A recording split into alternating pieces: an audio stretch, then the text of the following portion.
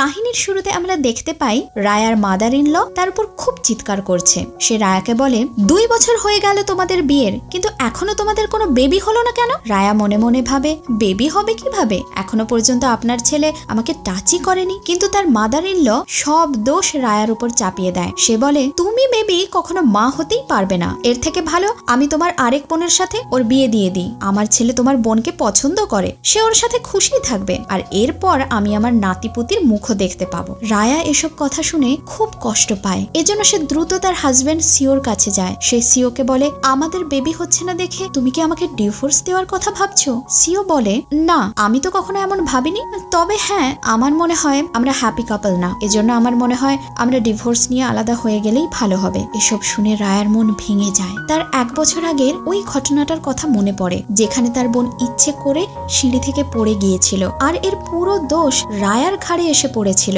এরপর থেকে তার অ্যাডাপ্টেড বাবা মা তার সাথে যোগাযোগ বন্ধ করে দেয়, আর তার মাদার ইন ল পর্যন্ত তার সাথে খুব খারাপ ব্যবহার করা শুরু করে। এসব চিন্তা করে রায়া বুঝতে পারে তার হাজবেন্ড তাকে নয় বরং তার বোন ইনকে ভালোবাসে। সেজন্য সে তার হাজবেন্ড সিওকে বলে ঠিক আছে আমি ডিভোর্স পেপারে সাইন করতে রাজি, কিন্তু আমার একটা কন্ডিশন আছে, আমি চাই তুমি একটা রাত আমার সাথে কাটাও, এরপরেই আমি পেপারে সাইন করব। সিওর এই কথাটা খুব ফালতু মনে হয়। সে রায়াকে বলে তোমার মাথা ঠিক আছে, তুমি এসব কি বলছো? রায়া বলে তোমার বাবা মা মনে করে আমার কোনো সমস্যার কারণে বাচ্চা হচ্ছে না, কিন্তু আমি তাদের প্রমাণ করতে চাই সমস্যা আসলে আমার না, সমস্যা তোমার মধ্যে। সিও বলে তোমার মাথা খারাপ, আমি এ ধরনের কোনো কিছুই করব না তোমার সাথে। রায়া তাকে বলে আমার তো মনে হয় তোমার মধ্যেই পুরুষত্বের অভাব, আর এর জন্যই তুমি এসব থেকে দূরে থাকো। এটা শুনে সিও অনেক রেগে যায়। সে রায়াকে বলে ঠিক আছে এখন যা হবে এরপরে এর কোনো দোষ আমার উপর দেওয়া যাবে না। সেদিন রাতে তারা শারীরিকভাবে মিলিত হয়। সকালে সিও বিছানার উপর রায়ার একটা চিঠি দেখতে পায়। সেখানে রায়া লিখেছে তোমার সাথে রাত কাটিয়ে আমি তেমন একটা স্যাটিসফাই হইনি, কিন্তু তাও টিপ হিসেবে আমি তোমাকে এই টাকাগুলো দিলাম। এটা পড়ে সিওর মাথায় রক্ত উঠে যায়। এরপর আমরা 9 মাস পরের হাসপাতালের সিন দেখতে পাই। 2 জন নার্স নিজেদের মধ্যে কথা বলছে। তারা বলছে এই মেয়েটার টুইন বেবি হয়েছে, কিন্তু তার একটা বাচ্চাকে কে যেন কোথায় নিয়ে গিয়েছে, এখন আমরা ওকে কি বলবো? তখন সেকেন্ড নার্স বলে আমরা ওকে বলবো ওর একটা বাচ্চা জন্ম হতেই মৃত্যুবরণ করেছে। এরপর আমরা কেবিনের বেডে রায়াকে দেখতে পাই, এর মানে রায়াই একটু আগে টুইন বেবির জন্ম দিয়েছে। এরপর আমরা একটা লোককে দেখতে পাই, সে তার বসকে কল করে। আসলে এই লোকটা হলো সিওর অ্যাসিস্ট্যান্ট। সে সিওকে বলে বস আমি আপনার বেবিকে নিয়ে আসছি, কিন্তু এই কাজটা করা কি ঠিক হচ্ছে? আপনার ওয়াইফ তো এখনো বেবির ব্যাপারে জানেই না, ওনাকে জানানো দরকার, আর বাচ্চারও তো এখনো মাকে দরকার। সিও তখন রেগে গিয়ে বলে ওই মেয়ের সাথে আমার বাচ্চা কখনোই থাকতে পারে না, তুমি আমার বাচ্চাকে নিয়ে সোজা বাড়িতে আসো। ও যা করেছে তার শাস্তি এইটাই যে ও ওর বাচ্চার মুখ দেখতে পাবে না। এরপর আমরা দেখতে পাই জ্ঞান ফেরার পর নার্সরা তাকে বলছে তোমার একটা বাচ্চা মৃত অবস্থায় জন্ম হয়েছে। তারা তার কোলে আরেকটা বাচ্চাকে তুলে দেয়। রায়া ওই বাচ্চাটিকে জড়িয়ে ধরে অনেক কাঁদতে থাকে। আরেকদিকে আমরা দেখতে পাই অ্যাসিস্ট্যান্ট আরেকটা বেবির দিকে তাকিয়ে বলছে একটা কাজ তো আমি ভালো করেছি, ম্যাডামের কাছে আরেকটা বাচ্চাকে রেখে এসেছি। আসলে সিও জানেই না তার টুইন বেবি হয়েছে, তাই অ্যাসিস্ট্যান্ট প্ল্যান করেছে একটা বেবি সিওর কাছে থাকবে, আরেকটা বেবি থাকবে রায়ার কাছে। এরপর পুরো 7 বছর পরের সিন দেখানো হয়, যেখানে রায়া তার ছেলের সাথে খুব হাসি খুশি দিন কাটাচ্ছে। তারা একটা হোটেলে লাঞ্চ করতে যায়, আর সেই হোটেলে সিও তার ছেলের সাথে লাঞ্চ করতে আসে। এমন সময় সিও রায়াকে দেখে ফেলে। সে তার অ্যাসিস্ট্যান্টকে বলে মাত্র এখানে আমি রায়াকে দেখলাম। অ্যাসিস্ট্যান্ট বলে ম্যাডাম এখানে কিভাবে থাকতে পারে, আমি তো জানতাম তিনি বিদেশে চলে গিয়েছেন, আপনি হয়তো ভুল দেখেছেন। সিও তার উপর রেগে যায়। সে বলে ওকে ম্যাডাম ডাকা বন্ধ করো, তুমি জানো না এখন আমাদের মধ্যে কোনো সম্পর্ক নেই। এরপর অ্যাসিস্ট্যান্ট চুপ হয়ে যায়। এরপর আমরা দেখতে পাই রায়া তার ছেলের সাথে খাবার খাচ্ছে, আরেকদিকে সিওর ছেলে তাদেরকে দূর থেকে দাঁড়িয়ে দেখতে থাকে। তখন রায়া তার কাছে গিয়ে জিজ্ঞেস করে তোমার বাবা মা কোথায়, তুমি এখানে একা কেন? আরেকদিকে আমরা সিওকে দেখতে পাই সে তার গার্ডদের বকাঝকা করছে আর বলছে তোমরা একটা বাচ্চার খেয়াল রাখতে পারো না, ও তোমাদের সামনে থেকে কিভাবে হারিয়ে যেতে পারে। সে গার্ডদের বলে দ্রুত তাকে খুঁজে বের করার জন্য। এরপর সবাই মিলে তাকে খুঁজতে আরম্ভ করে। এরপর রায়ার ছেলেও তার মায়ের কাছে চলে আসে। তখন সিওর ছেলে রায়াকে মা আর রায়ার ছেলেকে ব্রাদার বলে ডাকতে শুরু করে, কারণ সে অলরেডি রিসার্চ করে বের করে ফেলেছে তার মা আর একজন ভাইও আছে। এর জন্য সে বারবার রায়াকে মা ডাকতে থাকে। কিন্তু রায়ার ছেলে সিওর ছেলেকে বলে ও আমার মম, তোমার মম না, তাই তুমি ওকে মম ডাকা বন্ধ করো। এমন সময় সেখানে অ্যাসিস্ট্যান্ট আর সিও চলে আসে। সিও দ্রুত তার ছেলেকে নিজের কাছে টেনে নেয়। তারপর সে রায়াকে কিছুক্ষণ মনোযোগ দিয়ে দেখে। তারপর বলে, আমি জানতাম না তুমি বিদেশ থেকে চলে এসেছো। কিন্তু রায়া এখানে তাকে ইগনোর করতে থাকে। রায়া তাকে বলে, আমার তোমার সাথে এখন আর কোনো কথা নেই। তারপর সে তার ছেলেকে নিয়ে যেতে শুরু করে। তখন সিও তাকে টোন্ট করে বলে, তুমি আবার পালিয়ে যাচ্ছ, যেভাবে আগে পালিয়ে গিয়েছিলে। তখন রায়ার ছেলে রেগে গিয়ে সিওর সাথে তর্ক শুরু করে। সে সিওকে বলে তার মাকে ডিস্টার্ব না করার জন্য। তখন সিও রায়ার ছেলেকে ভালোভাবে নোটিস করে। সে জিজ্ঞেস করে, ওহো, এটা তোমার ছেলে? আর মনে মনে ভাবে, না জানি কোন মানুষের সাথে শুয়ে এই বাচ্চা পেদা করেছে। এরপর সে তার ছেলেকে নিয়ে সেখান থেকে চলে আসে। এরপর আমরা সিওকে গাড়িতে দেখতে পাই। তারা গাড়ির ভেতর থেকে রায়া আর তার ছেলেকে যেতে দেখে। ফলো করব, আমরা কি ম্যাডামকে ফলো করব? কিন্তু সিও তাকে মানা করে দেয়। হঠাৎ সিওর ছেলে মম মম বলে ডাকতে শুরু করে। এটা শুনে সিও অবাক হয়ে যায়, কারণ আজকে অনেক বছর পর তার ছেলে কিছু একটা বলল। নর্মালি সে সিওর সাথে কথাই বলে না। এরপর আমরা সিওর মাকে সিওর সাথে কথা বলতে দেখি। সে বলে, ইন খুব ভালো একটা মেয়ে, সে তোমার জন্য অনেক বছর ধরে ওয়েট করেছে। তোমার ছেলের জন্য হলেও তো তোমাকে আরেকটা বিয়ে করা উচিত। ইনকে বিয়ে করলে তোমার ছেলেও মায়ের ভালোবাসা পাবে। আর সিওর ছেলে এসব শুনে মনে মনে ভাবছে, আন্টি ইন কখনো আমার মা হতে পারে না। সিও তার মাকে বলে, আমি কাউকেই বিয়ে করব না। তাই সে তার মাকে বলে তাকে এভাবে জোর না করার জন্য। তার মা তাকে বলে, তুমি জানো না রায়ের জন্য ওর পায়ে সমস্যা হয়েছে, মেয়েটা ঠিকভাবে চলাফেরাও করতে পারে না। আর আমি শুনেছি অনেক বড় একজন ডাক্তার এখানে এসেছে, সে আজকে একটা পার্টিতে যাচ্ছে, তার জন্য স্পেশালি ওই পার্টিটা রাখা হয়েছে। তাই তুমি ইনকে ওখানে নিয়ে যাও আর তার ট্রিটমেন্টের ব্যাপারে কথা বলো। সিও যেতে রাজি হয় না, কিন্তু তার মা তাকে জোর করতে থাকে। তাই সে বিরক্ত হয়ে রাজি হয়ে যায়। এরপর আমরা ওই পার্টিতে রায়াকে দেখতে পাই। সে হিল পরে ঠিকভাবে হাঁটতে পারছিল না, এজন্য সে পাশের একটা চেয়ারে বসে পড়ে। এরপর ওই পার্টিতে সিও ইনকে নিয়ে আসে। সেখানে আবার সিওর চোখ পড়ে যায় রায়ার উপর। সে রায়ার কাছে গিয়ে বলে, এখানেও আবার তোমার দেখা পাবো ভাবিনি। রায়া তাকে বলে, আমি তোমার সাথে কোনো কথাই বলতে চাই না, তাই প্লিজ আমার সাথে কথা বলতে এসো না। এই বলে সে উঠে যেতে থাকে। আর তাকে এবার ইনও দেখে ফেলে। সে গিয়ে রায়াকে সিস্টার বলে ডাকতে থাকে আর জিজ্ঞেস করে, তুমি বিদেশ থেকে কবে এলে? তুমি এসে আমার আর আমাদের বাবা মায়ের সাথে দেখা করতে পারতে। কিন্তু রায়া তাকে বলে, আমার তো কোনো ফ্যামিলি নেই, আমাকে তো দত্তক নেওয়া হয়েছিল, আমাকে তো সেই কবেই বাড়ি থেকে বের করে দেওয়া হয়েছে। এখন তুমি আমার বোন সাজার নাটক কেন করছো? ইন তাকে বলে, তুমি আমাকে ভুল বুঝেছো, সেদিন যা হয়েছিল পুরোটাই একটা অ্যাক্সিডেন্ট ছিল, আমি সেদিনের জন্য তোমাকে ব্লেম করি না। রায়া তাকে বলে, তুমি আমাকে ব্লেম করতেও পারবে না, কারণ তুমি ইচ্ছে করে নিচে পড়েছো, আমি তো তোমাকে ধাক্কা দিইনি। সেখানে পার্টির কিছু লোক রায়াকে নিয়ে খারাপ কথা বলতে শুরু করে। এজন্য রায়া সেখান থেকে চলে যেতে শুরু করে। কিন্তু ইন তখন তার হাত ধরে টান দেয় আর রায়া নিচে পড়ে যায়। সেই সাথে তার একটা পাও মুচকে যায়। সিও তখন তাকে হেল্প করতে এগিয়ে আসে। সিও তাকে বলে, তুমি যখন হিল পরে চলতেই পারো না, তখন এসব পড়ার কি দরকার? সে রায়াকে কোলে তুলে সেখান থেকে নিয়ে চলে যায়। এটা দেখে ইন একেবারে জেলাস হয়ে যায়। এরপর আমরা দেখতে পাই রায়া হিলগুলো খুলে শু পড়ছে। তখন সেখানে আবার ইন চলে আসে। রায়া তাকে জিজ্ঞেস করে, তুমি আবার এখানে কি নিতে এসেছো? তখন ইন বলে, আমি জানাতে চাই তুমি এখানে কেন আবার ফেরত এসেছো? তুমি তো বিদেশে থেকে গেলেই পারতে। রায়া বলে, কেন?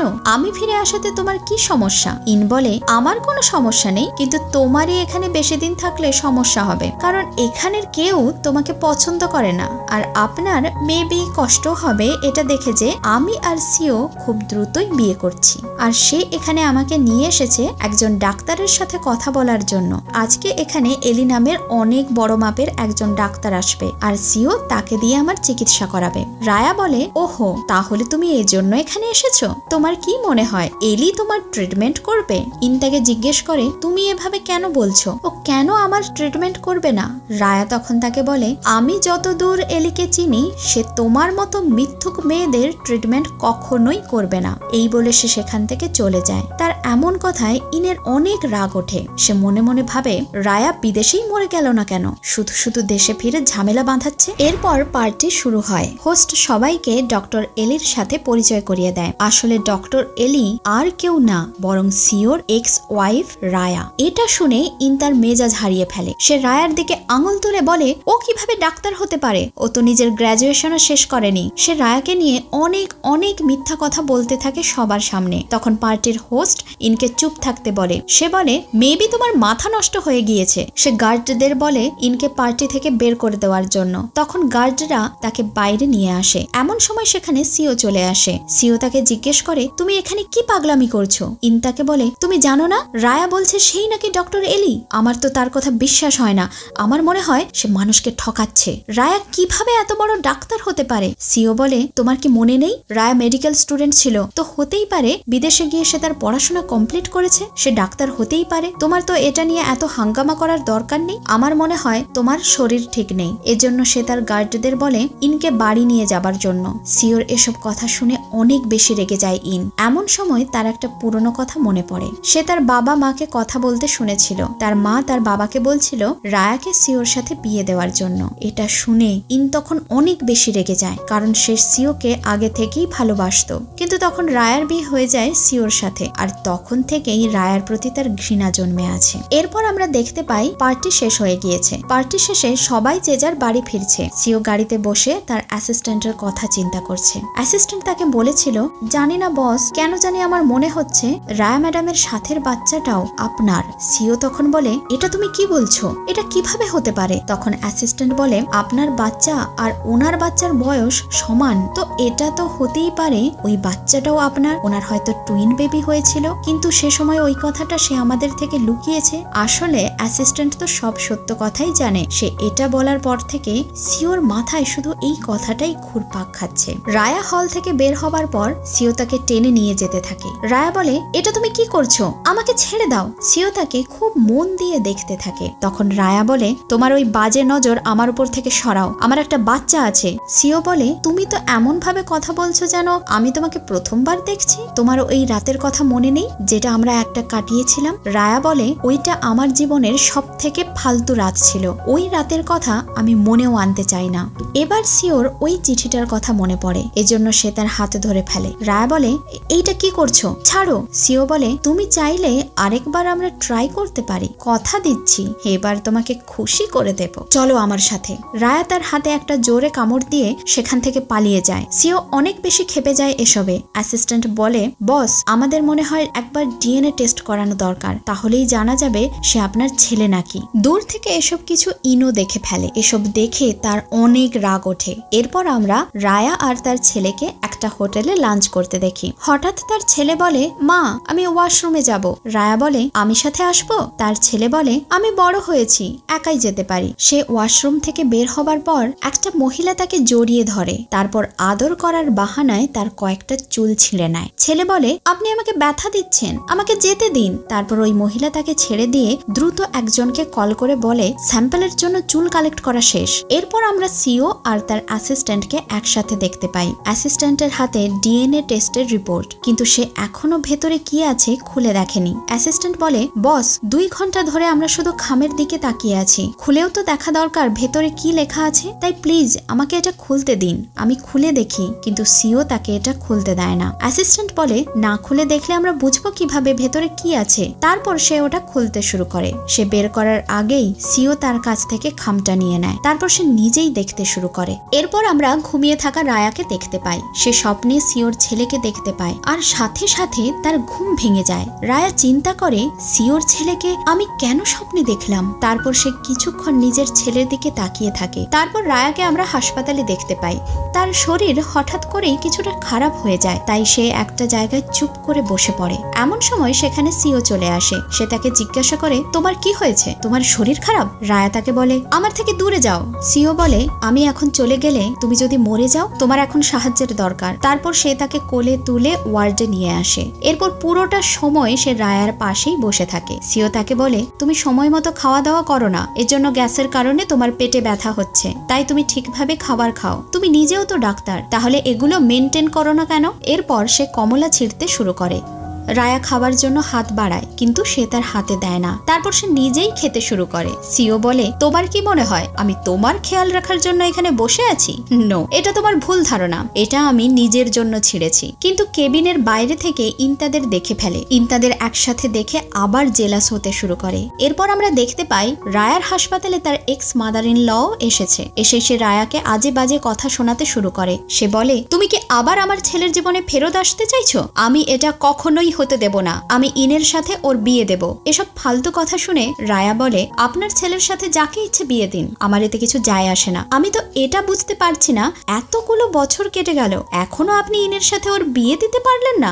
আমার তো মনে হয় আপনার ছেলেই ওকে বিয়ে করতে চায় না। এই সব কথা বলে সে হাসতে হাসতে সেখান থেকে চলে আসে। এতে সিওর মা তো রেগে আগুন হয়ে যায়। এরপর আমরা লিফটে রায়াকে দেখতে পাই। অন্য একটা ফ্লোর থেকে সিও সেই লিফটে ওঠে। রায়া তাকে জিজ্ঞেস করে, তুমি সারাদিন এই হাসপাতালে কি করো? সিও বলে, কেন, আমি কি হাসপাতালে আসতে পারি না? তখন হঠাৎ করেই লিফটটা নষ্ট হয়ে যায় আর চারিদিকে অন্ধকার হয়ে আসে। এতে রায়া খুব ভয় পেয়ে যায়। তার কিছু অতীতের কথা মনে পড়ে, যে কিভাবে অরফানেজের বাচ্চারা তাকে জ্বালাতন করত। সে এইসব মনে করে জোরে কাঁদতে শুরু করে। তখন সিও দ্রুত তাকে সামলানোর জন্য যায়। সিও তাকে বলে, তোমার ভয় পাবার কোনো দরকার নেই, আমি আছি এখানে। সে খুব ভালোভাবে রায়াকে বোঝাতে থাকে। এমন সময় সিওর অ্যাসিস্ট্যান্ট এসে লিফটটা খুলে দেয়, কিন্তু রায়া এত বেশি ভয়ে ছিল যে সে অজ্ঞান হয়ে যায়। এজন্য সিও তাকে উঠিয়ে আবার ওয়ার্ডে নিয়ে আসে। রায়ার জ্ঞান ফিরলে সে দেখে সিও তার পাশের সোফায় ঘুমিয়ে আছে। এজন্য সে তার কোটটা তার গায়ের উপর দিতে যায়। আর এমন সময় সিও তার হাত ধরে ফেলে। তারপর রায়াকে নিজের দিকে টেনে নেয়। আমি ভেবেছিলাম কেউ আমাকে ডিস্টার্ব করতে এসেছে। রায়া বলে, তুমি কি উল্টাপাল্টা ড্রিম দেখো? তোমাকে আবার কে জ্বালাতন করবে? সিও তার অনেক কাছে চলে আসে। রায়া বলে, এটা তুমি কি করছো? আমি তো ভেবেছিলাম এসির কারণে তোমার ঠান্ডা লাগছে, এজন্য আমি তোমার উপর কোটটা দিতে এসেছিলাম, তোমাকে সাহায্য করার জন্য। আমার কাছ থেকে তুমি দূরে সরে যাও। সিও বলে, আমি কিছুই করব না তোমার সাথে। এই বলে সে উঠে সেখান থেকে চলে যায়। এরপর আমরা একটা লোককে দেখতে পাই। লোকটা টেনশনে চেয়ারে বসেছিল। আসলে রায়া আজকে এই লোকের মায়ের অপারেশন করেছে। রায়া ওটি থেকে বের হবার সাথে সাথে লোকটা বলে, আমার মা এখন কেমন আছে? রায়া তাকে বলে, অপারেশন সাকসেসফুল হয়েছে, আপনি চিন্তা করবেন না। এমন সময় ইন তার মাকে নিয়ে সেখানে আসে। ইনের মা রায়াকে বলে, আজব কথা, তুমি দেশে ফিরে এসেছো কিন্তু নিজের বাবা মার সাথে একবার দেখা করতে আসোনি। এটাও শুনলাম তুমি ইনের ট্রিটমেন্ট করতে চাওনি। ও তোমার বোন হয়, তোমার দায়িত্ব ওর ট্রিটমেন্ট করা। রায়া বলে,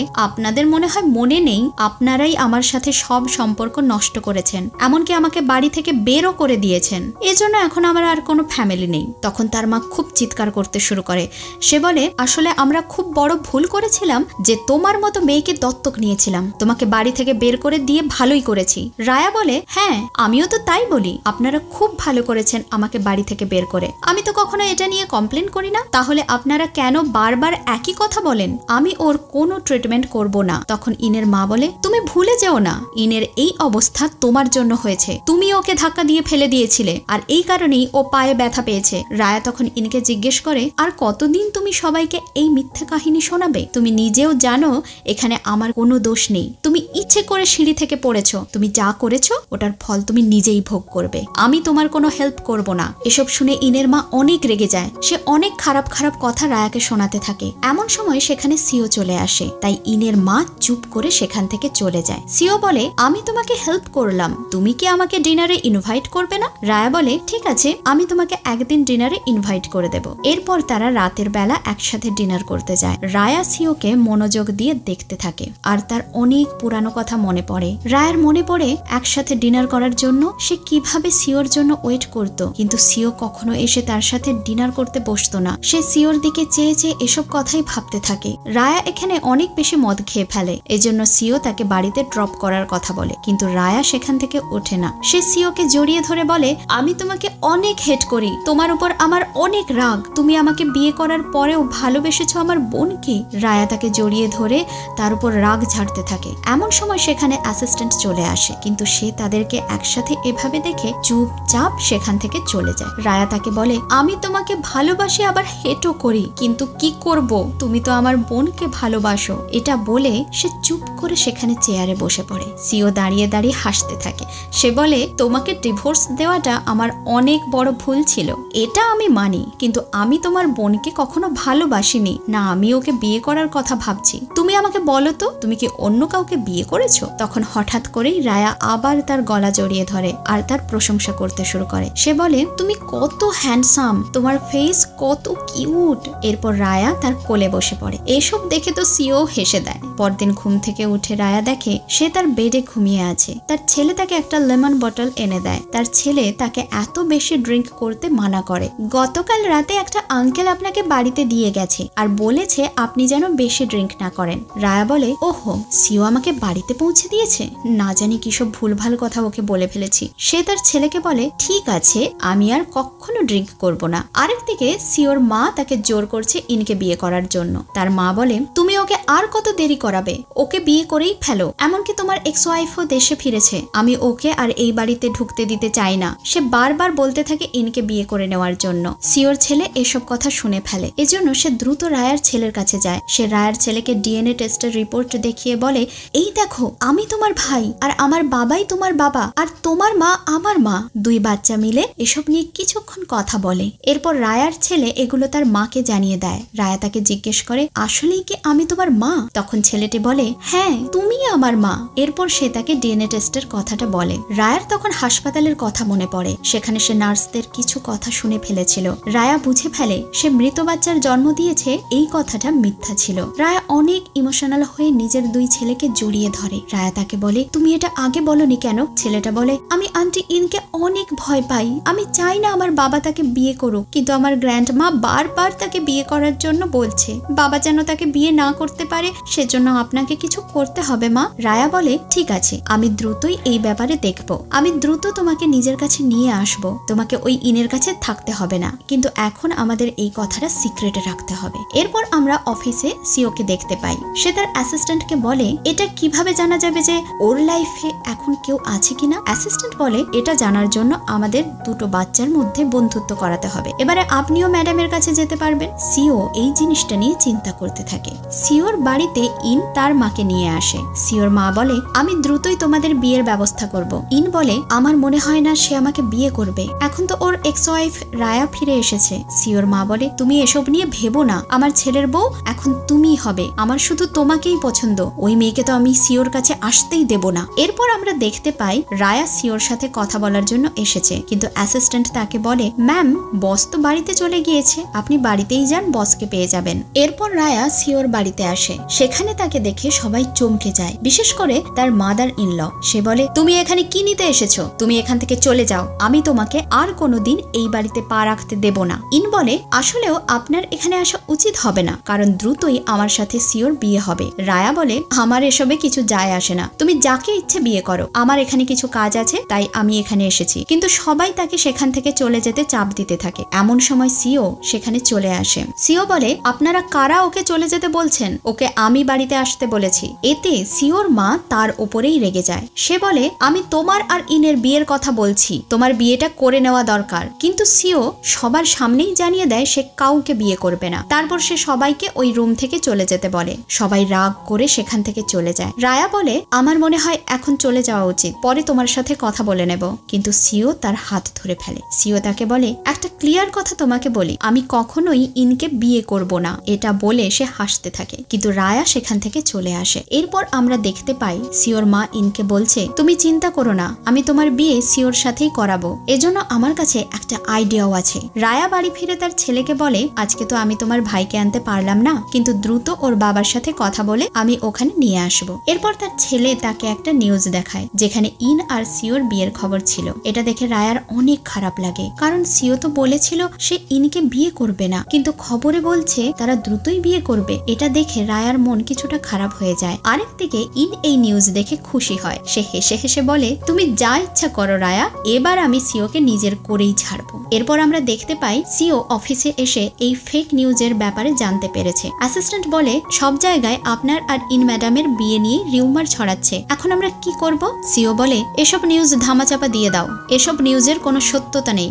এরপর সে তার ছেলেকে নিয়ে রায়ার বাড়িতে যায়। মেড তাকে জানায় রায়া ম্যাডাম এখন বাড়িতে নেই। সিও ভেতরে ঢুকে আশেপাশে দেখতে থাকে। সে মেডকে বলে, এখানে কারা কারা থাকে? মেড বলে, এখানে রায়া ম্যাডাম আর ওনার ছেলে থাকে। সে তখন বলে, ওনার হাজবেন্ড কোথায় থাকে? মেড বলে, উনি তো সিঙ্গেল মাদার, তিনি একাই তো ছেলের দেখাশোনা করেন। সিও এই কথা শুনে অনেক খুশি হয়। সে সোফায় বসে রায়ার জন্য ওয়েট করতে থাকে। এমন সময় রায়া বাড়ি ফিরে আসে। সে সিওকে দেখে ভাবে, এখানে কি করছে? আরেকদিকে তাদের ছেলেরা বসে চিন্তা করেছে কিভাবে বাবা আর মাকে কাছে আনা যায়, যেন তারা সবাই আবার পরিবারের মতো একসাথে থাকতে পারে। সিও রায়াকে বলে, আমি আসলে আমার ছেলেকে নিয়ে এসেছিলাম, ও তোমার ছেলের সাথে খেলতে চাচ্ছিল।